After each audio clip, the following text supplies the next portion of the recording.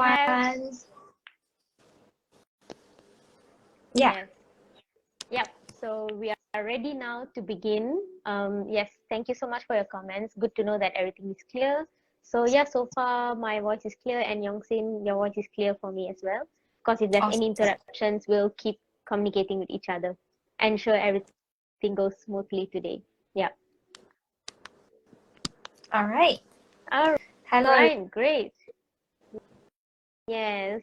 So yeah, hope you're doing great today, Yongsin. I'm doing great, and we had a quick check-in with our audience today as well. If everyone's doing fine, looks like everyone is doing fine. Awesome. Awesome. Great. Yeah. So today we're gonna be talking about perfectionism. So there's layers to it, right? So that's where we are gonna really dissect everything and talk about this topic in great detail. So usually when we think about perfectionism, we'll think that, well, it's a good thing, right? It always helps us to improve the quality and always make sure that we deliver quality service, be it products, be it whatever, in whichever ways that we are trying to be perfect. Not just in the things that we do, but in things that we are. Just, we tend to look for perfectionism. So today we're going to talk about both sides of it. I don't think it's necessarily bad or it's necessarily good, but there are layers to it. So these are my thoughts. What do you think, Yongsin? What are your personal thoughts? Actually, I've just read about what they recently, there's a research lah that talks Mm-hmm. about there's a dual side of perfectionism. There's two types. One, they label it as a positive kind of perfectionism. That is, you strive for achievements. That's why you push yourself towards perfection. It's like you are goal-oriented lah, achievement-oriented. But on the other hand, there's a negative side of perfectionism. That is like you are trying to avoid the failures. And I guess a lot of times we are more motivated by fears lah. I guess this is our part of our upbringing as well. So when we are motivated by fears and failures, like we're so scared of the worst outcome that we keep on pushing ourselves to the perfection, that's when it becomes quite difficult to handle and possibly a lot of negative influences lah and impacts as well. So that's, yeah. Yeah, so I like the way you put it. It's the dual side of it, right? There are times that it's helpful, it drives us, it motivates us, but sometimes the driving factor could be based on pretty much fear. And what are the things Yes. we are fearing? That's something for us to look into as well. What about it that we fear so much that it becomes counterproductive to us? Because I think from what you said earlier, it's that perfectionism can be unhelpful sometimes. It can be counterproductive, right?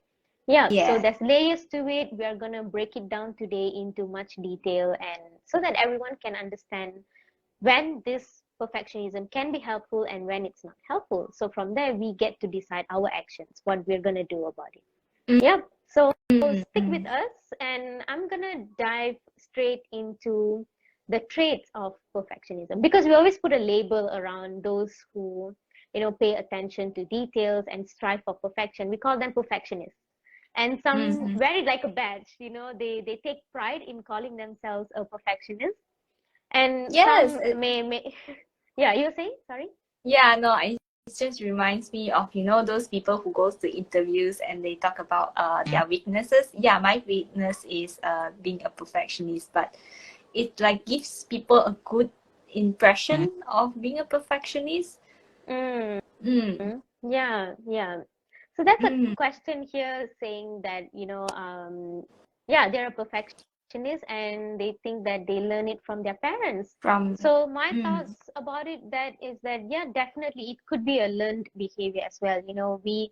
Our upbringing, our surrounding always play a part in the way we view things. And yes, perfectionism has a lot to do with the way we view um, how we do things, the kind of values we hold, and whatnot, right? So a lot of these things can be influenced by our surroundings, our environment, and upbringing. So definitely, parents playing significant roles in our lives. Definitely, they can play a part in shaping our perception about it. So as I mentioned, it's not entirely a bad thing, nor it is entirely a good thing.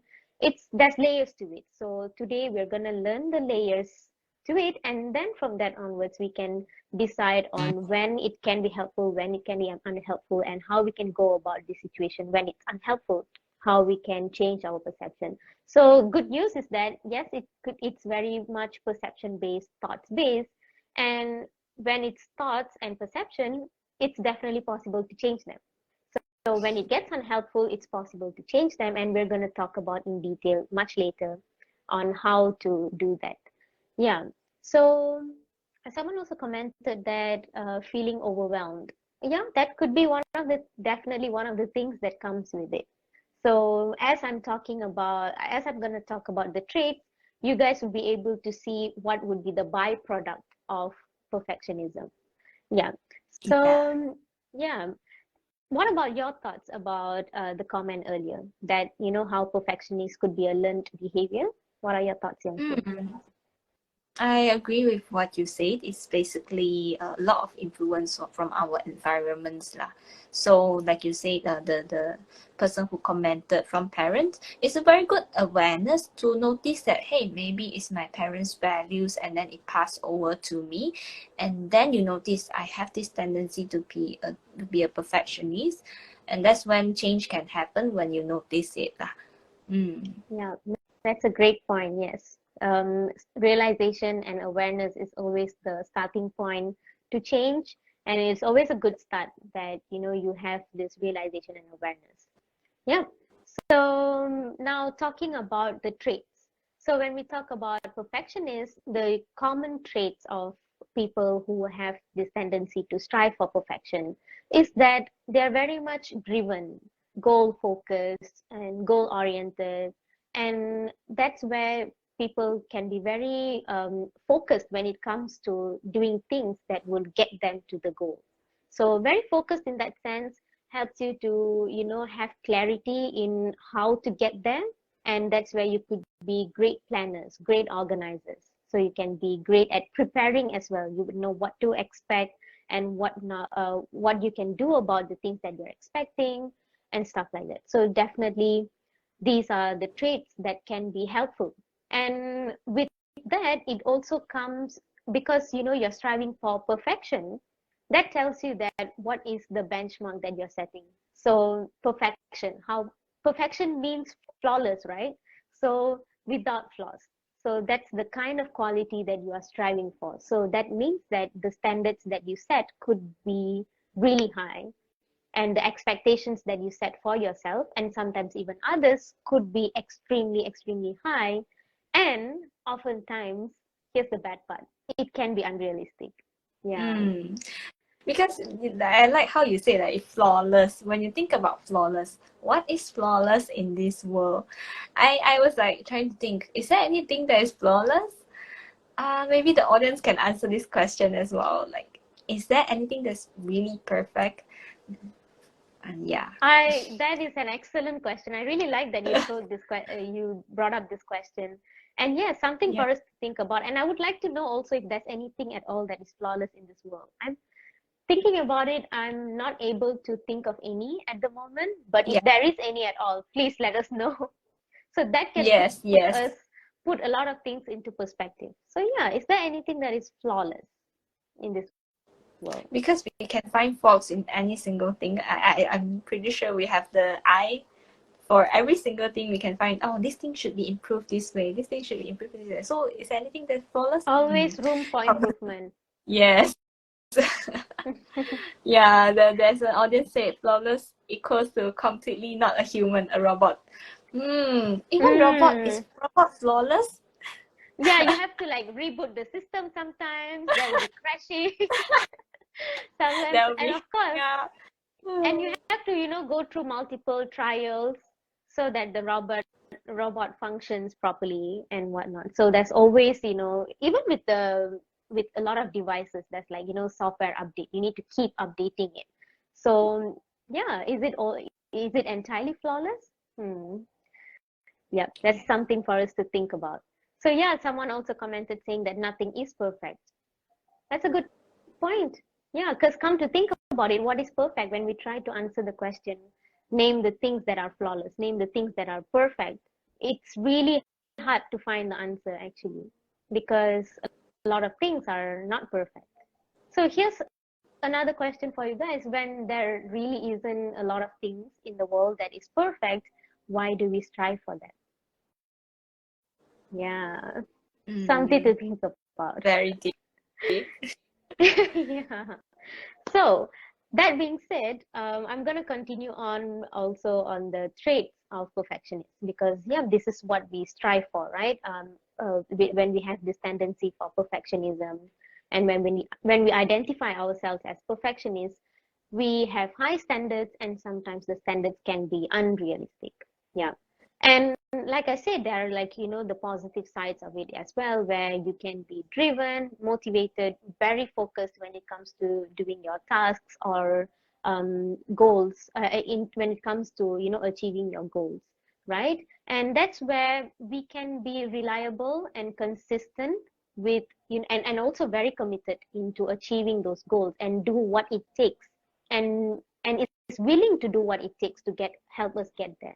So that's where we can be very detail oriented, because if we want it to be perfect, right? So we would look at the details and really pay attention to those details, make sure there are no mistakes done. And that's where we can be really structured as well, make sure everything is systematic. And as I mentioned earlier, that's when perfectionists can be excellent at preparing, planning, and everything. So, and this also come with, because you think really far ahead in, how you can get there. You also look into layers of it on how to, and also you are able to understand the complexities in certain situations, because you want to avoid the problems and make sure everything goes smoothly and perfectly. There you go. Yeah, perfectly. So that's where we can be great at generating ideas, because there can be, this analytical thinking that comes with, perfectionism, because you would really think ahead, and that comes with being very enthusiastic as well. So with all these things that I listed, there is a flip side to it as well, actually. So think about it: when you are driven, when you are setting high standards, you can also be very critical.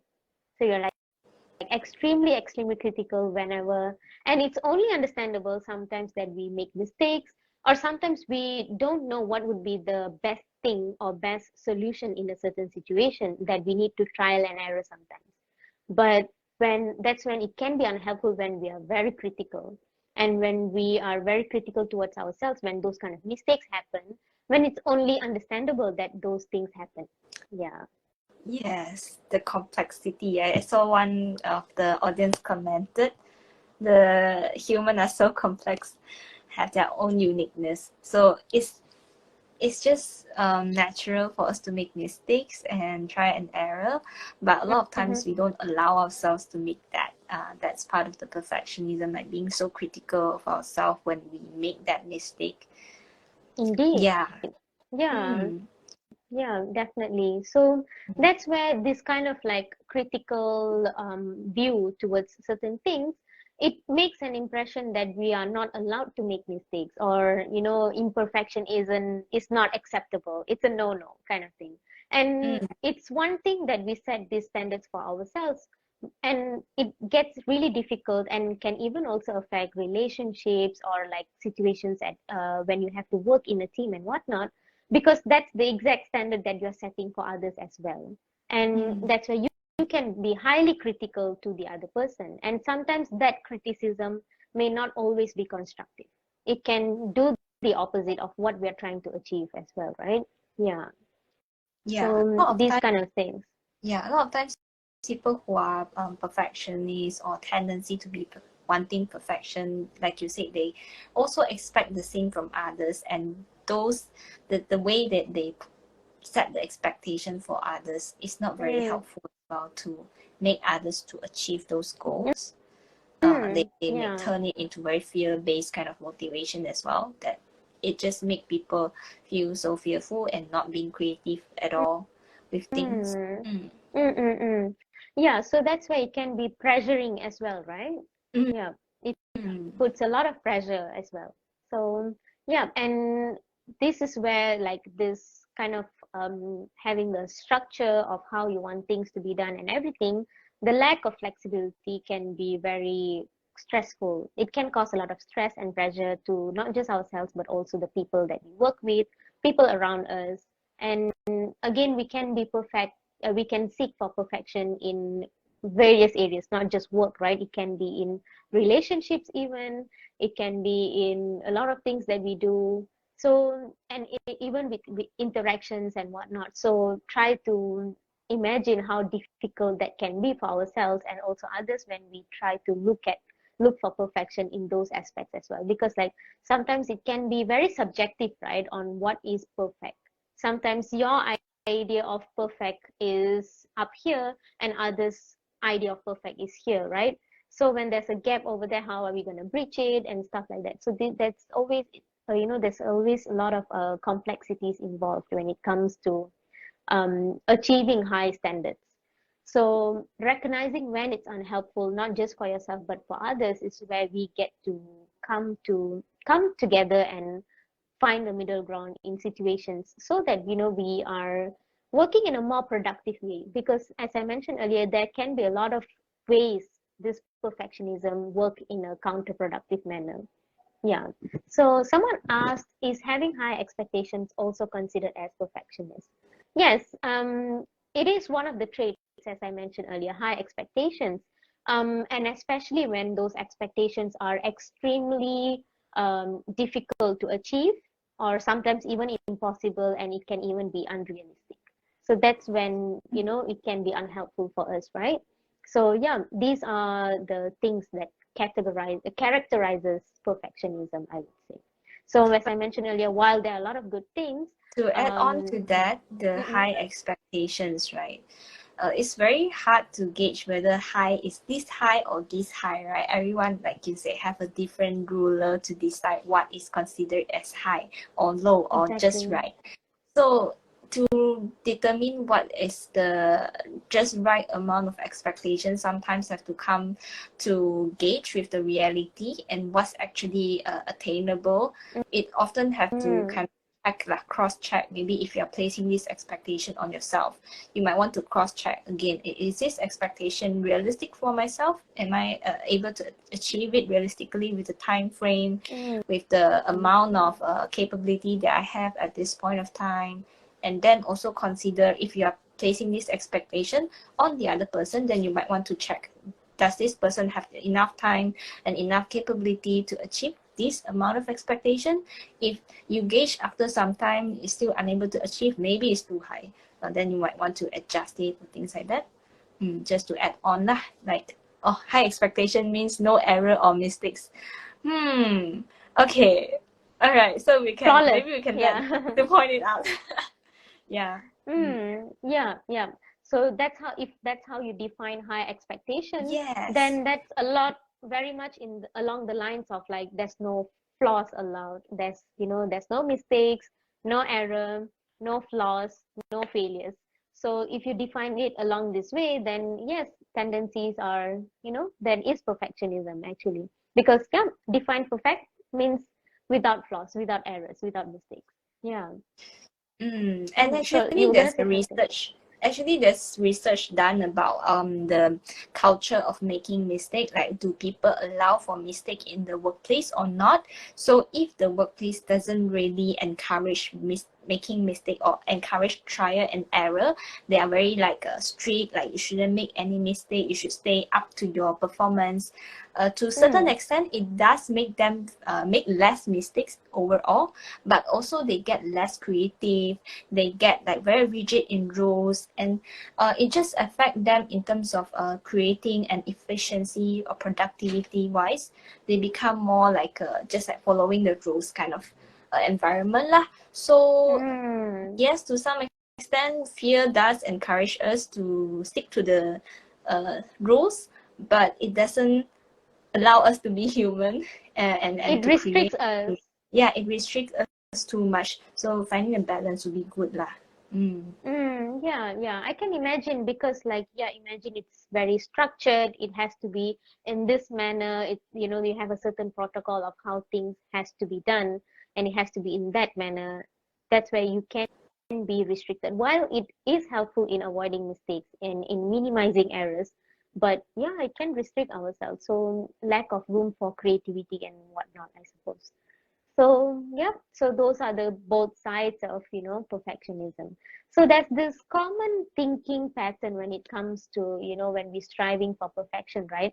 There's like certain thinking patterns that is very common, because you pointed out how it could be very fear-based, and also how the perception of, like, no mistakes are allowed, errors aren't allowed, failure isn't acceptable, and stuff like that. So these are, I got distracted with the comment. So it says that as mistake always involves cost in the work environment. Definitely, definitely. From that perspective, Yeah. definitely we would want to avoid it, right? So that's where we want to gauge when this can be unhelpful. So that's where we want to introduce changes to, and introduce flexibility as well, so that it can Yeah. be helpful for us. So we're going to get to So that it part more really later. depends on the situation. Like for example, in medical settings, of course, allowing for mistakes, we try not to make any mistakes in a medical setting Yeah, because it involves human lives. But it's definitely. still very common that doctors make mistakes as well, based on research and all that. So how to find the balance is the key lah. What's the Definitely. margin there? Yeah. Definitely. So that's where we can consider what's at stake. If a mistake is something that we can afford in a certain situation, sometimes yes, sometimes no. As you put it, right, in medical setting, mistakes is it can cost a lot, it can cost a life. So yeah, that's Mm. where we need to really find the balance in navigating where mistakes are acceptable when it's not. You were saying something? Just to add up to it lah, like in a medical setting or in any work setting, yes, there will be costs involved. But if let's say you want to avoid mistake, we also need to consider what contributes to the mistake or what triggers, what things that cause a mistake. Maybe it's fatigue, that the people are so tired of working, that's why they make more mistakes. So instead of accusing or preventing mistake, like, oh, we shouldn't make any mistake, just like very plainly, very on a surface level, we try to understand what's the reason behind people making mistakes. Is it something that we can avoid or help them to avoid it? So instead of doing that, what a punishment when mistake happen, we try to problem Mm. solve. Mm.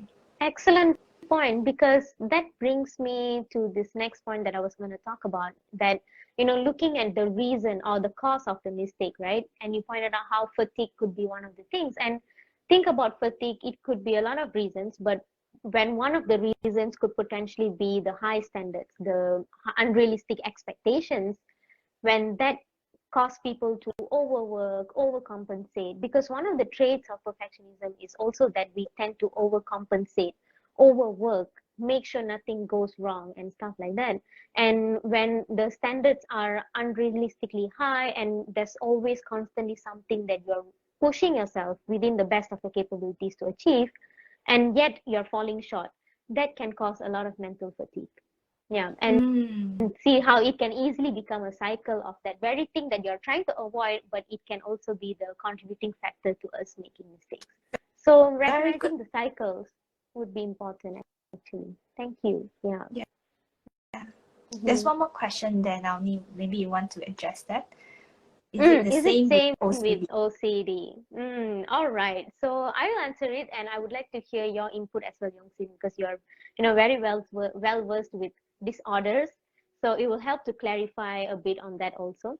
But yeah, my take on this is that it's not entirely the same, I would say. While OCD is more of like the compulsion in repetitive behavior. And yes, we always equate perfectionism as OCD, because, like, oh, I'm very OCD about this. But OCD is rather a disorder, and we often overgeneralize the term in situations when we're trying to be perfect, trying to look for structure and everything, right? So it's different in the sense that, um, perfectionism involves all the traits that I listed out earlier. But OCD is more of a compulsive disorder, where you have this urge that it gets really difficult for you to stop or avoid, that it causes you certain specific behaviors, certain repetitive behaviors. Yeah. So that's where it's, they are different. So what are your thoughts on this, Mm. Yongsi? Yeah, on point about the compulsion, that OCD is more like the behaviors being repetitive, and the thoughts is the obsession, means that they've overly focused on the fear, overly focused on, for example, their fear that the germs will come to them, or if they don't wash their hand. So they will constantly think about this fear, and it's more like a little bit more than rational, like a bit irrational lah, the thought process. But it's like you say, it's a disorder, so it's more severe as well. If let's say perfectionism, it's just more of like a tendency. It doesn't mean that they will do repetitive things. It doesn't mean that they will have these obsessive thoughts. But being a perfectionist increase your risk of having OCD, because they're very related, because they're quite similar. They really want things to be done in certain ways, want things to be clean. So all this very strong emphasis on wanting things to be in a certain way to ensure that there's no mistakes or no harm, no other consequences, is a kind of trait, perfectionist trait. Yeah, so in a lot of ways they can be similar, but also not entirely the same. But I like how you put it that, being a perfectionist can increase your risk of developing it into OCD because there are overlaps like structure, rigidness, and stuff like that, right? Okay. So, yeah, and someone asked about how we can break the cycle. Definitely, we will get into it on how we can break the cycle. So far we've been talking about how this has a lot to do with the way we view things, the way that we see things, and our thoughts, and the kind of meaning we are associating with imperfection. Because perfection is so important to us that we place a lot of emphasis on it, it's good to consider why it's so important to us. That's where thoughts play a part in that, right? And why imperfection is viewed as such a bad thing, as something that is unacceptable. So that's also thoughts, right? So I'm going to address on the thoughts part first, and then we'll definitely look into how we can break the cycle. And that breaking the cycle starts with changing the way we think. So to start off with the common thinking patterns is that it starts with fear of failure. Although on the surface it looks like you're driven, motivated, you're working towards betterment, the working towards being the best potential, right? But it has a lot to do with also fearing failure and avoiding doing the best to avoid failing. So that tells us that what kind of meanings we could be associating with failure and mistakes. And yeah, sometimes we could easily define mistakes as okay, making a small mistake even is a failure. So when you define it that way, it's something that when we have fear of failure, we would want to avoid that. Hence, we avoid mistakes as well. So this is how it's like a reaction. It's like um, Chain interrelated with reaction. Yeah. chain reaction. Yes, it's interrelated with one another. So lacking tolerance for imperfection or mistakes. So these kind of thinking patterns is what is causing that cycle actually. And aside from that is that fear of disapproval, because there's a high chance that we are associating our personal value or worth as a person to the things that we do, right? So when it is not in the way that is perfect, we fear that we are disapproved by others or we are rejected. We fear criticism that comes with it. And in order to avoid that, trying to be perfect is the way to avoid disapproval and whatnot. And sometimes we hold the similar view for others as well, that we can be quick to rejecting others, criticize others, disapprove others, or view others self-worth as something that is lesser because their work doesn't speak for themselves, for example. So this kind of views is what yeah, you were saying something. You're gonna Yeah, say this something. point, right, relates to what the audience asked about parents' influence, because it could be like when they're young, when they make mistakes, how the parents react to them is rejection, criticism. Why this little mistake also you cannot do it well? Why you didn't get 100 marks, so you only get 98? This small mistake so easy, why you cannot do? I guess this can come out that way. Like Absolutely. parents can be the model of like how they respond to mistakes, and then we learn that pattern in when we grow up. Definitely, definitely. So that's why we see, how a kid or maybe we can relate with this situation back in school also, like some would be very, very satisfied and very happy with 50 or 80. 80 is A. Okay, let's put aside 50. So 80 is still A. So you can be very easily satisfied with that. But then the kids who got like 98, 99, they can be extremely upset because of that, Yeah. 1 mark, why is it not 100? Yeah. So yeah, Yes. definitely.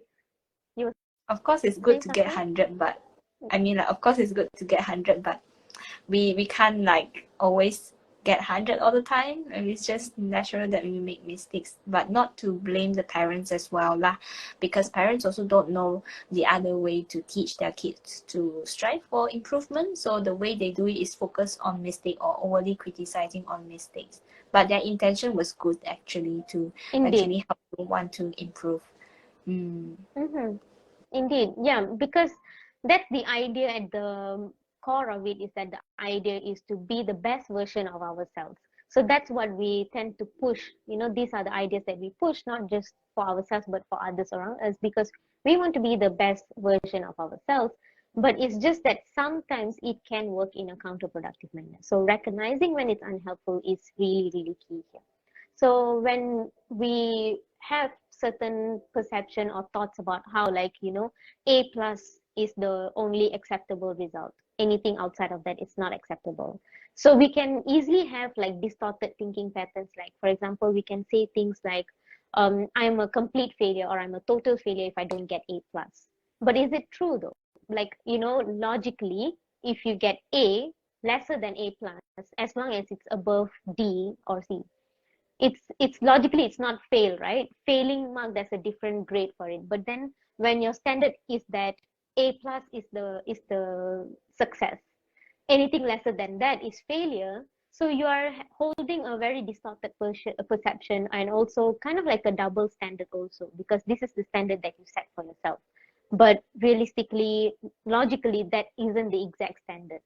So that's how, our thinking pattern can be very difficult for us, because like, these thoughts are based on feelings, because you feel like having A plus would make you feel like you're capable, that you are, you're great at it. But it doesn't necessarily mean that A plus means success. Anything less than that is failure. So this is where we Mm. can make those kind of thinking errors. We base our thoughts on feelings, not facts. Factually, lesser than A plus doesn't mean failure. Yeah. You were saying something? Yeah, so what you're saying is lesser than A plus doesn't mean failure, because the actual standard of failing by the system is like maybe you get a D or below, right? Yeah, Yeah, but also there's another way of the seeing that A plus or below A plus is failure, is the black and white thinking, that A plus indeed. is good, anything below that is Bad. fail. So there are Mm. only two ways to see it, good or fail. But there's many different levels that we have as well. Yeah, that Mm-hmm. we have B, C. Mm-mm. They're good. They're okay as well, right? Yeah. Yeah, yeah. It's Mm. the lack of tolerance for the okayness. You know what I mean? Yes, It's the like, okay. yeah, Like, okay is not good enough. You need to be yes. excellent, kind of thing. Maybe So that's I where, relate to this if they have this experience as well. Yeah. mm-mm, Just to mm-mm. Yeah, definitely, definitely. It will be interesting to see what kind of perceptions we hold, right? So that's where, when these are the kind of standards that we set for ourselves, we always look into how to get there, how to get to that point of perfection. We always look into layers of it, right? That's where usually, if it only takes you to do task A and B to get to the goal, you would tend to break down that task A into, like, okay, you need to do A1, A2, A3 until A20, and then until you're not done with A20, you cannot move on to task B. And then same thing for task B, you need to do B1, B2 until B20 or even 50, because you need it to be perfect, right? Only then you can move on to the next, until only then you achieve that goal. So you can see how, like, when we hold this kind of perception and our standard is perfection, and we do everything we can to avoid the mistakes, we can complicate a certain task that could be simple. That's where it can take up a lot of time, a lot of effort, a lot of energy as well, and cause fatigue in us as well. And that can easily be counterproductive because it takes, it's not time efficient also if you were to spend a lot of time striving for perfection and take a lot of time in looking into how you can perfect a certain thing when all that is required is for you to deliver the task, but you are focused on delivering it perfectly.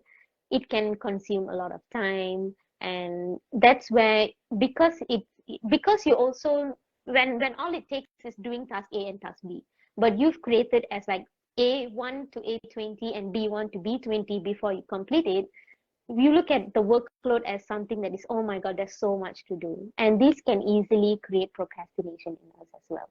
Sometimes when we procrastinate, most of the time it isn't just laziness, it's also the kind of pressure that we put on ourselves in the task load as well. We make the workload even more for us, that we tend to avoid it because it's so uncomfortable. Yeah. Yeah, that goes back to the procrastination talk I think we had before. I'm not sure if it was uploaded, but one of the reasons that procrastination happens is perfectionism, and Mm, because we want things to be perfect and we'll never get it done. It's just mm. too difficult to get it perfect, and that's true. It's too difficult.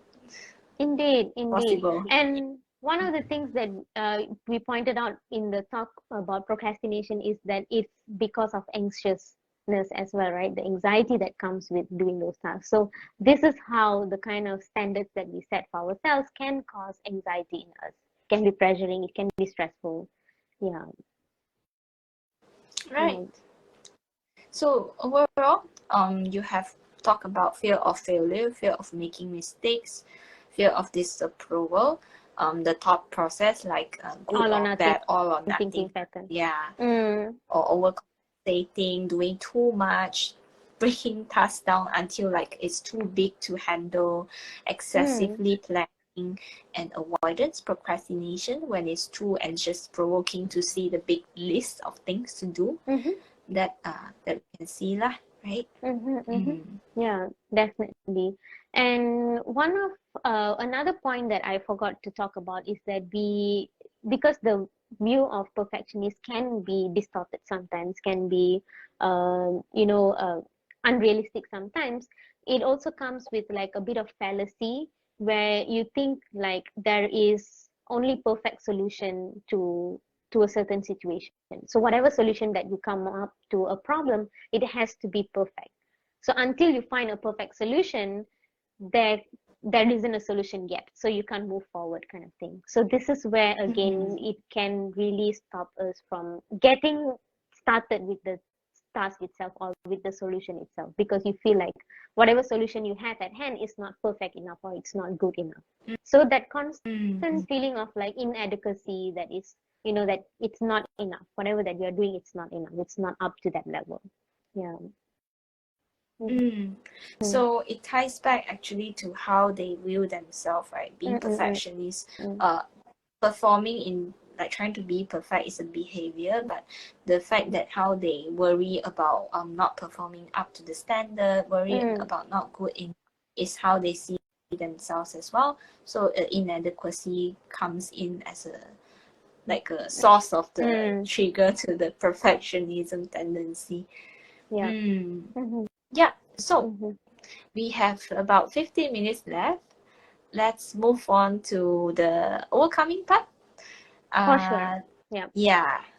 So, just now we already mentioned quite a few things about how perfectionism is impacting in our lives, leading to possibly mental health disorders as well. If you continue in this way, trying to devalue yourself and not really recognizing that you're performing quite well already, but still wanting to put yourself down and strive for the highest standard possible, that could be quite causing a person to feel quite low in Mm, general, causing yourself to not feel good enough all the time. Yeah. So in terms of how to overcome this perfectionism, this big cycle, right? The first thing is to recognize, as usual, recognition, awareness, is the good place to start with. So the audience Indeed. just now who mentioned about it, knowing that they have this tendency, that's great. So give yourself a big clap for knowing it, because many people are in the cycle and not aware of it, and which is very common, but we are not very well informed about knowing this tendency. Even I myself, in the past, when I was way younger, when I look back, then I realized, hey, I have this perfectionist tendency as well. I never get my writing done. I wish that I can finish that essay or something, but it just cannot be done until the deadline. So the reason is Yeah. I keep on trying to perfect.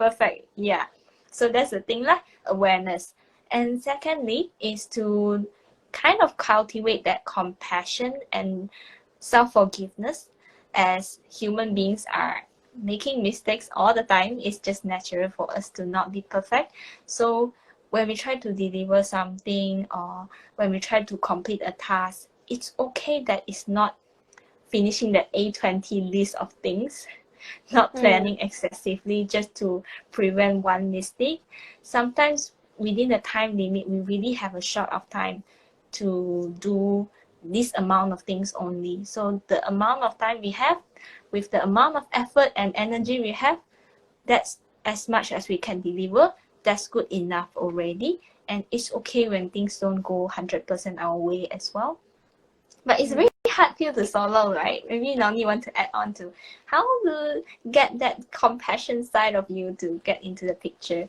Yeah, definitely it's a hard pill to swallow. I was one of those kids, by the way, who was like 98, 99. I would like cry. I was like, why? Wow, It's not 100. you Used to are be. smart. Okay. Used to be. So yeah, it is a hard. So as we are speaking, trust us, we do know how difficult it is to, break that cycle. But yeah, recognition is always the first step. And when you're already there, that is fantastic already. That's a good first start already, that you are recognizing. So I've done my recognizing. So that's where now I'm still working towards, breaking that cycle. Sometimes it comes in and goes again. I'm not perfect, so I'm still learning, right? But yeah, come to think of it, right?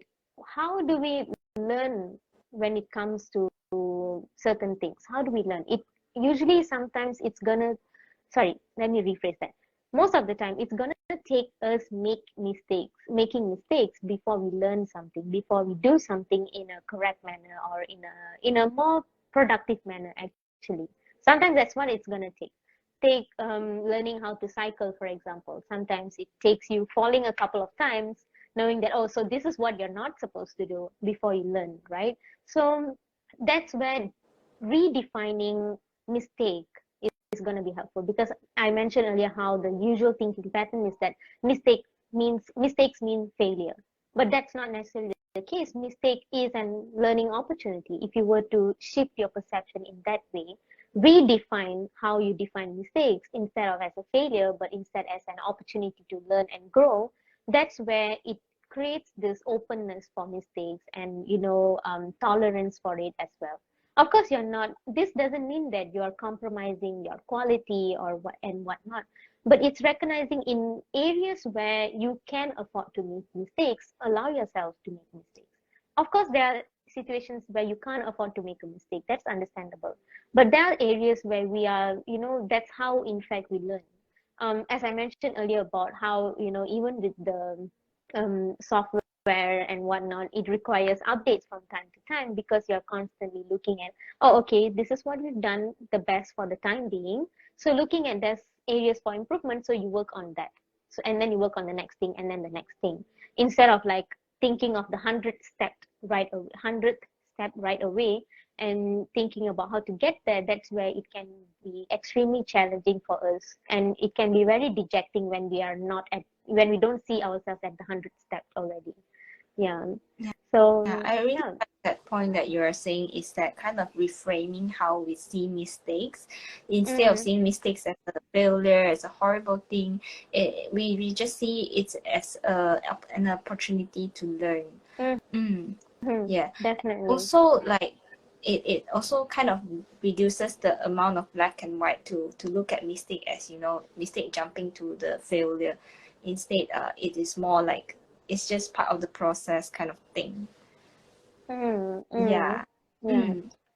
And the next thing is about setting realistic goals as well.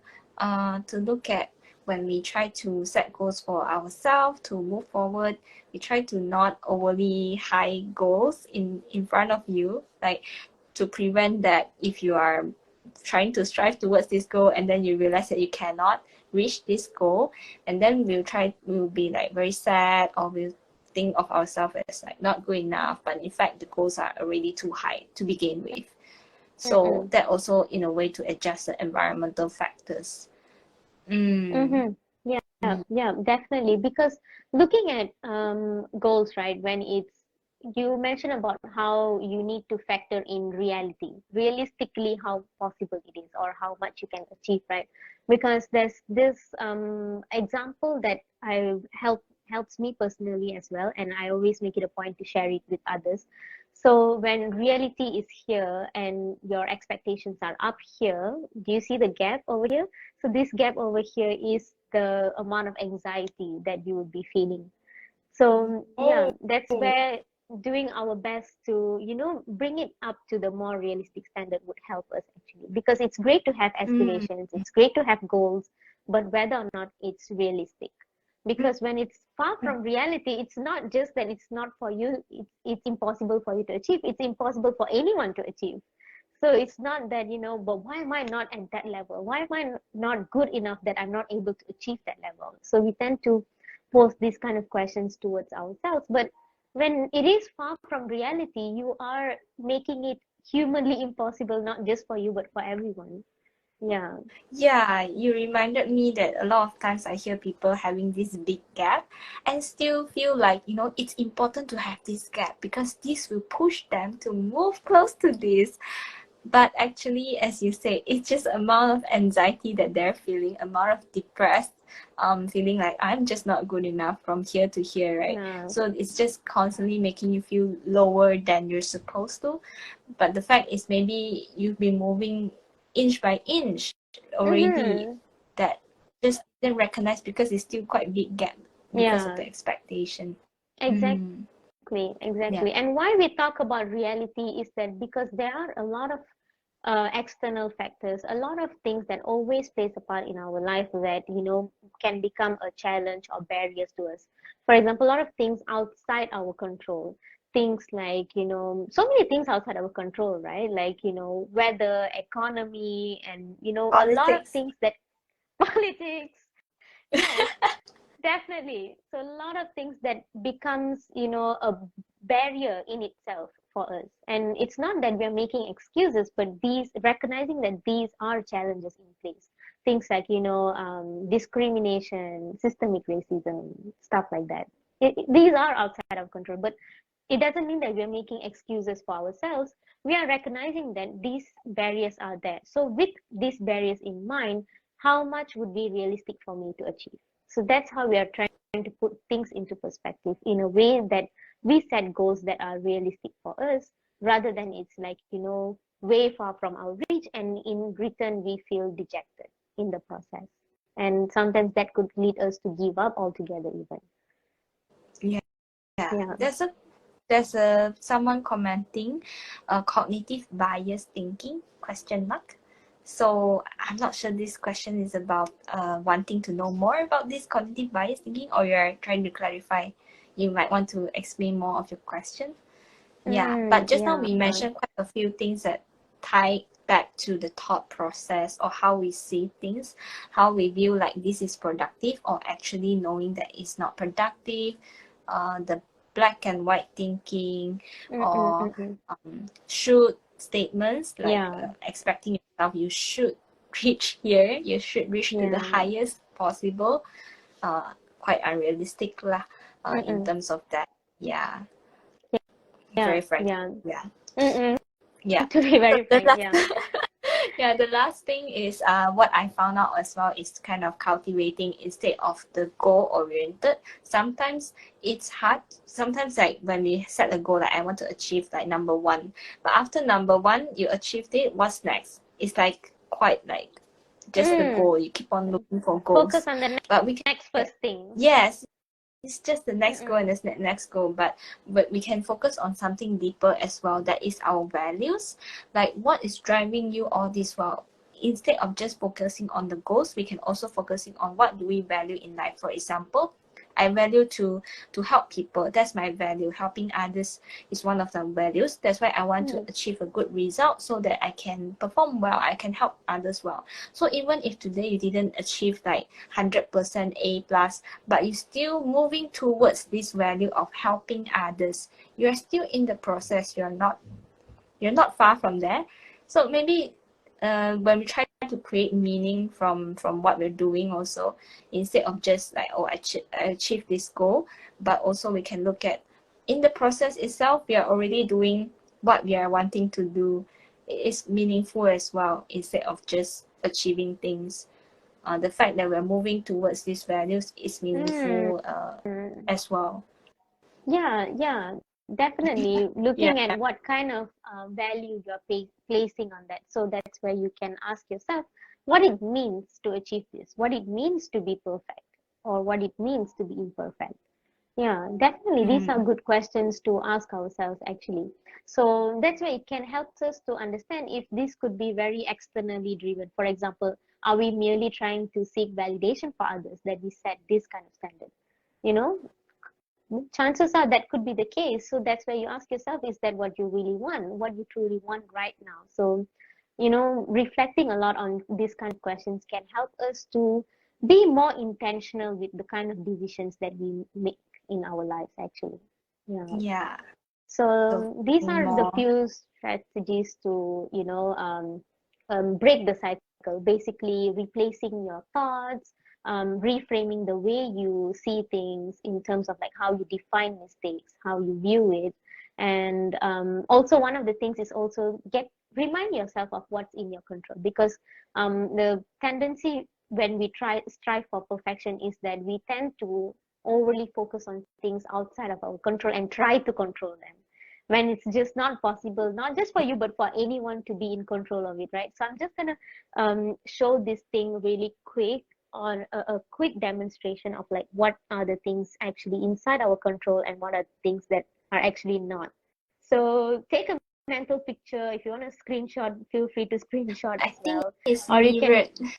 it's Now, mirrored.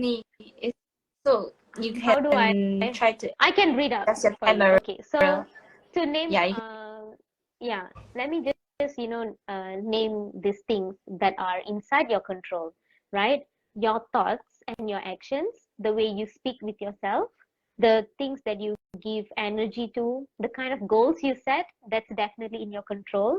How you handle challenges and how you spend your free time, and the kind of boundaries that you set. So these are the things in your control that you can focus more of your attention towards. So now outside of this are so many things like other people's actions. The outcome of your effort is in fact actually not in our control as much as we like it to be in our control, and that's what we try to do. We try to control the outcome, but it's not in our control. But what's in your control is the efforts, right? The future, the past, these are the things not in our control, opinions of others, and what happens around us, as we mentioned earlier, economy, politics, a lot of things that are, of course, it takes a collective effort in making changes. There's hope in that.